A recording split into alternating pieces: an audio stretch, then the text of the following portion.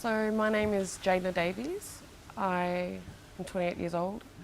I'm a mother of three and I've worked at the Women's Resource Centre for 6 years. I started in 2012 working on the Murrilee strategy, which looked at prevention, diagnosis and support for families impacted by fetal alcohol spectrum disorders and early life trauma. I grew up in Fitzroy Crossing. My family relocated back to the Fitzroy Valley in '94 as my maternal grandmother was removed from the Fitzroy Valley in 1934. My family returned home in the early 90s and my great-grandmother was still alive here in Fitzroy, so I think that's something really special about my family story, is that we were able, even though my grandmother was a part of the stolen generation, we were able to come back and connect. Growing up in Fitzroy, I questioned as a child things that were going on, the domestic violence and the alcohol abuse, and I wondered why those things were happening. Our study, the FASD study, we have the highest rates in the world, but it's also the first population-based study in the world. So the first study where a community has said, you know, we have a problem and let's look at it and let's look at the numbers. And I think that's something really we as Fitzroy should be proud of, because we acknowledge the issue. And when I learnt about trauma and the effects on the brain, I started thinking, well, if you look at the Aboriginal people in the Fitzroy Valley and what happened in 1967, how our people were pushed off the pastoral stations into town with no support services, and you look at how trauma impacts the brain, you can see why we have really high rates of FASD. So all of those things have connected. I think it's why I'm so passionate, because I can see that this has been a result of trauma that's just been passed down. So our unit is responding to the FASD prevalence study, and parents were saying they were having great difficulty with kids' behaviours and they didn't know how to deal with it. So we've been researching a national parenting program called Triple P, but we've adapted it and called it Junda Yani U. We've had about 60 participants sign up. Some families have come back twice, wanting to do the program again. You see families struggling in the Fitzroy Valley, and when we run our program and we speak to them about our history in the valley and trauma and intergenerational trauma and how it's passed down, and how sometimes things that are happening in their lives have been from the past. And when you can make that link with them, you find that the parents are just opening up even more, because they're like, I am struggling. And at times I've thought I was always alone, or this was my fault.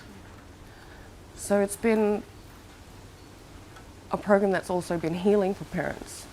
I've learnt that the brain in pregnancy is developing from day one right through. Like, the brain doesn't finish developing until we're in our early 20s. So when you look at a child with FASD, the brain has been affected, and the most important part of our brain, the prefrontal cortex, that's responsible for our executive functioning, the ability to see something, follow it through, that part, that function isn't there. So I started to learn about the brain and how it grows in stages and how all these connections happen. But I've also learned how trauma and alcohol affect those connections from happening.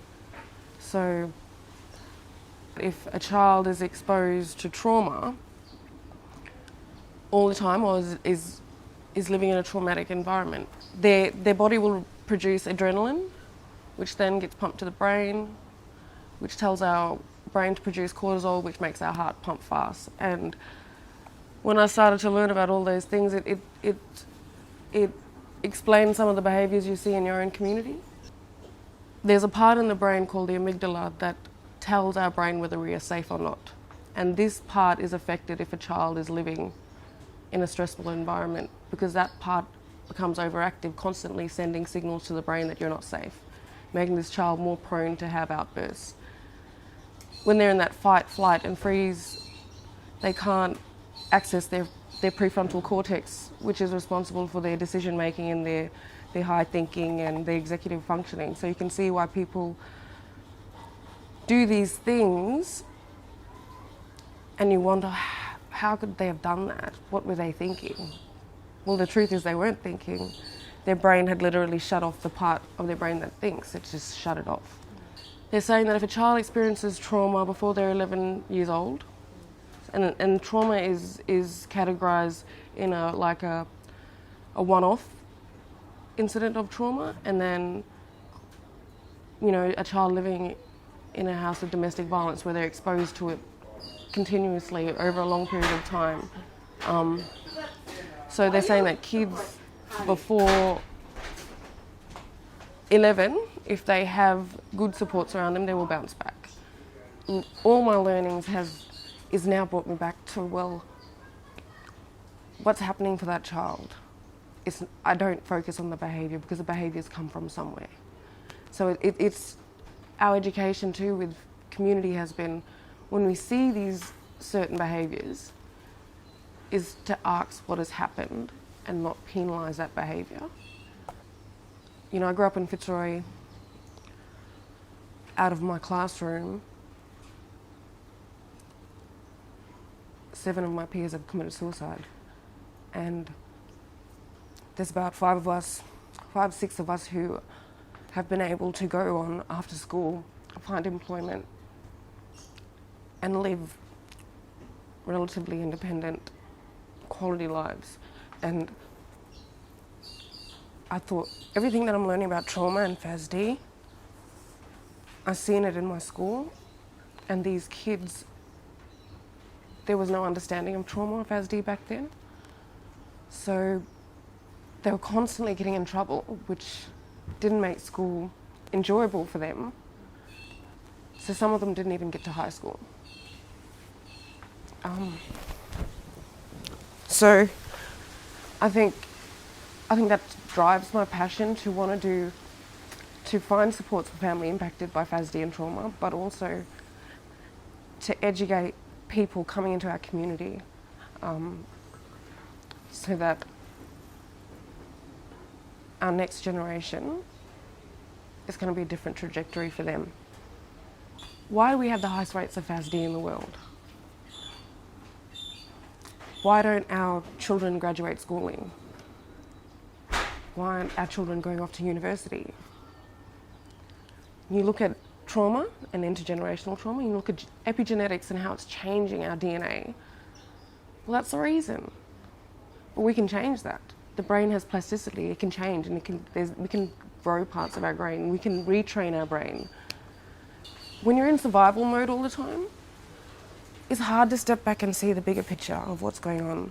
And I think this place gives people that when their lives are so clouded they can't see it because they're worrying where they're going to get the next meal or living in an overcrowded house. How do you worry about those things? How do you try and think about the world when you're trying to survive day to day? So it's us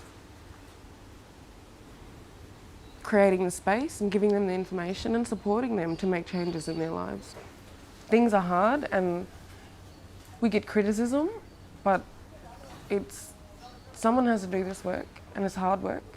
It's emotional work. It pulls on the heartstrings every day. But when you see a family get the help that they need and just see the change in them, that's what we're here for. That's why we come here every day.